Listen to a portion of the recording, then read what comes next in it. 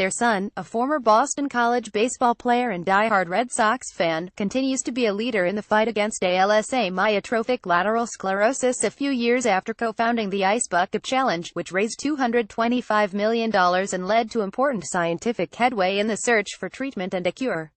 This summer, the MLB Fightsals campaign, which directly supports the ALS Association's new ALS Home Health Initiative, featured a crowdfunding drive to defray family costs and marked the latest example of baseball's sustained commitment to improving the lives of people living with the disease. Manfred was presented with the award by Hall of Fame manager Joe Torre, MLB's chief baseball officer, who had hosted his own annual fundraising dinner a night earlier. Lou Gehrig Sports Awards also presented to legendary UConn basketball coach Jim Calhoun, former New York Giants safety Antrell Roll and former Tennessee Titans linebacker Tim Shaw, who has ALS but delivered a powerful and motivational speech. "I want to thank the New York chapter of the ALS Association for this great award, but this award is really not about me. It is about the great institution that I represent, which is Major League Baseball," Manfred said in accepting the honor. "After I was elected, one of the first things we talked about what our charitable priorities were going to be, and it tells you something about the institution that it was so high on our list. And one thing that popped right to the top of the list was ALS. Of course, that's because of Lou Gehrig. One of the really iconic moments in the history of our game was his speech in Yankee Stadium. That same summer, we did the Ice Bucket Challenge, and we got to meet John and Nancy Freites and Pete, and I'll tell you, for our institution, whatever we put into the Ice Bucket Challenge, we got way more out of it as a result of the relationship that we formed with that great family.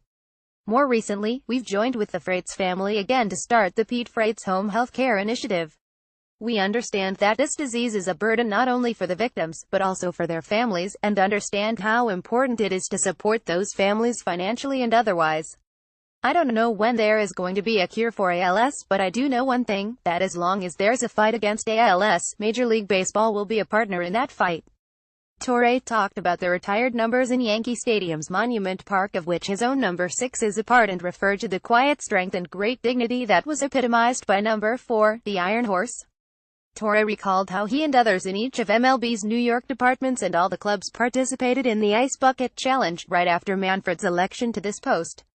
"A few days after Rob's election, it really became our staff's collective way to congratulate him on becoming commissioner," Torre said.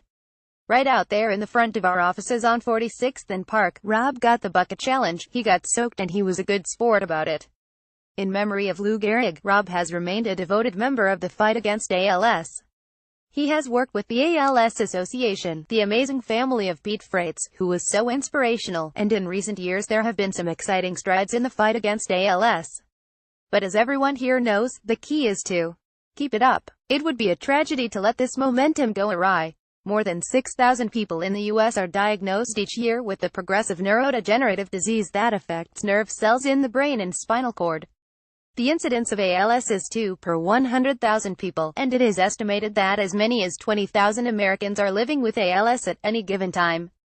Most people who develop it are between the ages of 40 and 70, with an average age of 55 at the time of diagnosis. Torre said Manfred has been determined to keep that ownership of ALS that John Freites mentioned, given the connection to Gehrig and the relentless effort by so many. From 1939 to 2017, the fight continues. "Rob knows that," Torre said. "Rob doesn't want attention, he just wants results. Trust me, I've been around him now since he's been commissioner, and he doesn't have much patience for people who don't do their job." His commitment to supporting a cure for ALS has been one of the hallmarks of his 3 years as commissioner of the national pastime. Mark Newman is enterprise editor of MLB.com and a baseball writer since 1990. Follow him on Twitter at Marathoner and read and join other baseball fans on his MLB.com blogs hub. This story was not subject to the approval of Major League Baseball or its clubs.